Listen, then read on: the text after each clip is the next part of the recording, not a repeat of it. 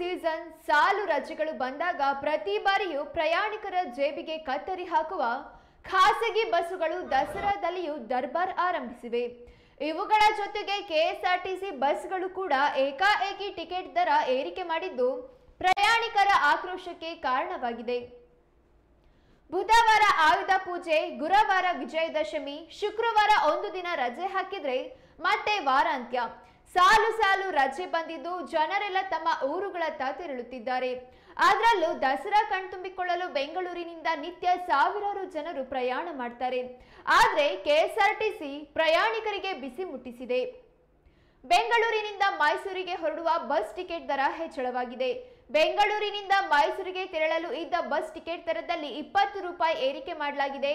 KSRTC ತಡೆ ರಹಿತ bus ticket ದರ 210 ರೂಪಾಯಿ ಇದ್ದದ್ದು ಇದೀಗ 230 ರೂಪಾಯಿಗೆ ಏರಿಕೆಯಾಗಿದೆ. ಸಾಮಾನ್ಯ ಬಸ್ ಟಿಕೆಟ್ ದರ 161 ರೂಪಾಯಿಗಳಿಂದ 180 ರೂಪಾಯಿಗೆ ಏರಿಕೆ ಆಗಿದೆ. ದಸರಾ ಹಿನ್ನೆಲೆಯಲ್ಲಿ ಕೆಎಸ್ಆರ್ಟಿಸಿ 20 ರೂಪಾಯಿ ದರ ಏರಿಕೆ ಮಾಡಿದೆ.